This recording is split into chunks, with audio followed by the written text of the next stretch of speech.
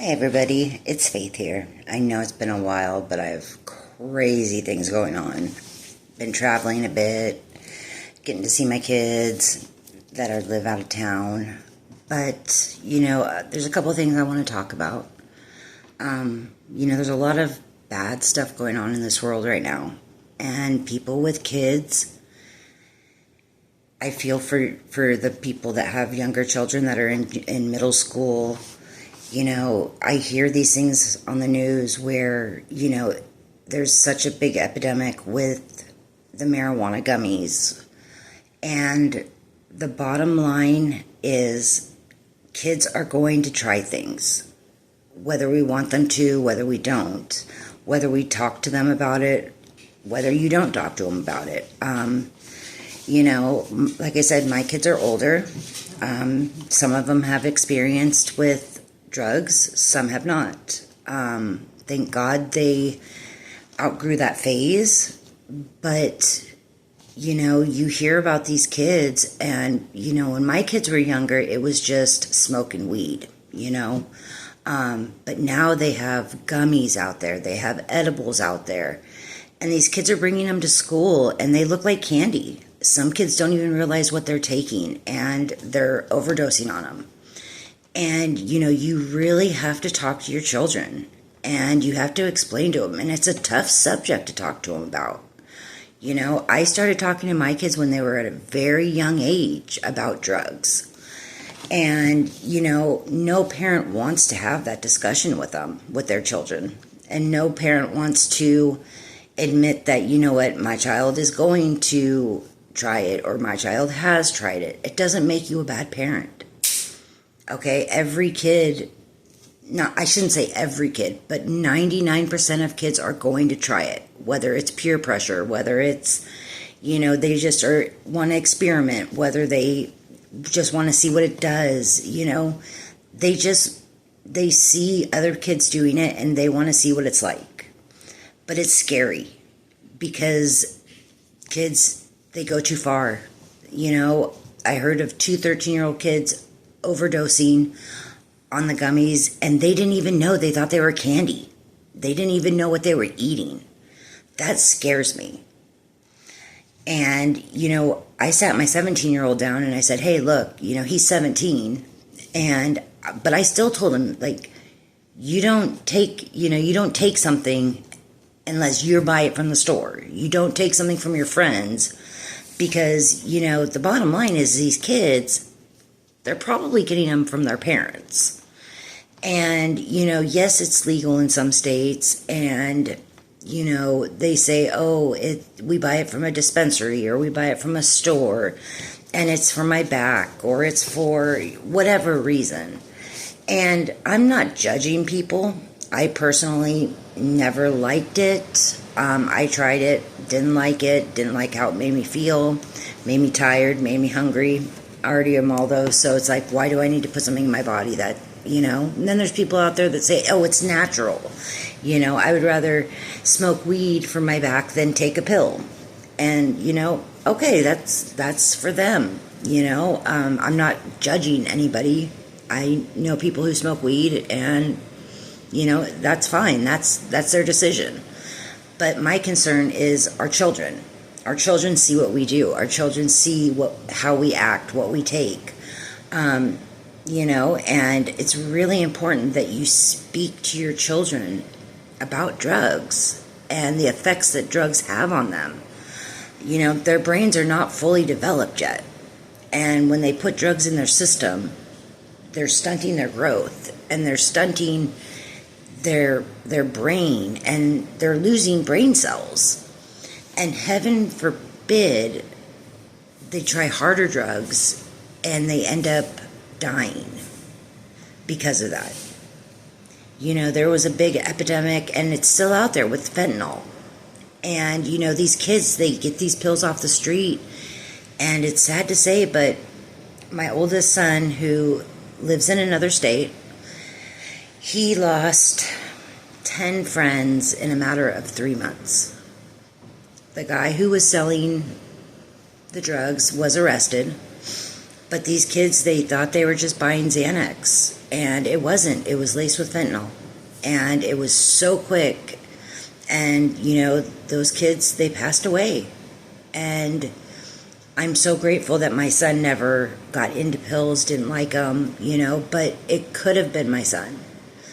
And, my kids all tell me, Mom, if it wasn't for you talking to us about it and telling us about it and, telling us the consequences of what could happen, we don't know if we would have tried it, or if we don't know what would have happened. So it's really important, guys, that you talk to your kids. Like I said, I know it's a hard subject, and you don't know what age to start talking to them, but the bottom line is that, they're in middle school and they're trying it, these kids. I mean, so nowadays it's 12, 13 years old. It's not like when my kids were younger and it was 15, 16. They're 12, 13 years old and they're trying it. And that's scary. Next thing I want to talk about is guns. One city over, just last week, at the same school, 2 guns were found. Again, scary stuff. Now, we all know it happens. We hear about it on the news. We never think it's going to happen to our kids, but it could. And that's scary, to think about that. Kids nowadays, my saying is guns don't kill people, people kill people. And we don't know why these kids bring guns to school. We don't know why they shoot other kids, whether they were bullied or they were abused or whatever it is. But, it's scary nowadays to think that sending your kids to school isn't always the safest place for them. And if you teach your kids, what to do in a situation like that, probably about, my daughter was in 9th grade, so she's 23 now, so a lot of years ago. The scariest thing happened. There was a bomb threat on her campus, and we got notified of it, and she happened to be in PE at the time, so she didn't have her cell phone on her. It was in her locker. And they moved everybody out to the field. This was back in California. And, we weren't allowed to get to our kids. I couldn't reach my daughter because she didn't have her phone because it was in her locker. And, these kids had to sit out on the field for 5 hours while they searched the school for this bomb. And my heart just sunk because I didn't know if she was okay. I didn't know where she was at. I didn't know what was going on. All they were telling us was the kids were out on the field, they're searching for it, they haven't found anything, they think it was just, a hoax. But you don't know. And as a parent, it's very scary. Thank God nothing was found, and after 6 hours, my daughter was released, and I was able to get her from school. She was traumatized by it. And, like I said, I read on the news that 2 kids at the same school brought guns to school. Why did they bring them? They don't know. Were they planning on hurting somebody? Who knows? Were they just planning on, showing them off? Who knows? My son was at the skate park and, somebody had a gun. Why did this kid have a gun at the skate park? They're everywhere. And my kids know not to touch guns. They have been around them their whole life. My husband is an avid hunter. So my kids know gun safety. They know, our guns are locked up in a safe that my children cannot get to, even though they're older. I understand people set their guns down because everybody can pretty much have a gun in Texas nowadays. And you set it down for a second, but it's just a second. That's all it takes is 1 second for a kid to grab it. And, the biggest thing that people are dealing with in Texas right now is these kids breaking into cars and not stealing the cars. They're stealing the guns out of the cars. And, people, I understand you have a lot on your mind. You forget your gun in the car, you don't think anything of it. You lock your car up. But what happens if somebody breaks in and gets a hold of that gun? A kid. Not only could he potentially do damage to somebody, but he could also do damage to himself. So please, please, be careful with if you have weapons in your house. Talk to your children. I know these are sensitive subjects that nobody wants to talk to their kids about, and nobody wants to think that it could ever happen to you or your family. But it can. And it's real. And it's scary. And like I said, the more knowledge they have on what to do and how to react, the better off they're going to be. And let them feel free to talk to you. And if they can't talk to you, tell them that they can go to a sibling if they have an older or younger sibling. Mostly, of course, older, not younger, unless they're older like my children. But if they don't feel they can talk to you or your husband, let them know, go to your grandmother, go to your brother, your sister. So there's always somebody out there that is willing to listen. And it doesn't make them bad for telling on somebody. They could be saving someone's life. And make sure your children know that it doesn't make you a bad person. I know everybody, the stereotype, oh, you're a narc, oh, you're a tattletale. No, you're not. You could be saving somebody's life. And it's really important that they know that. And,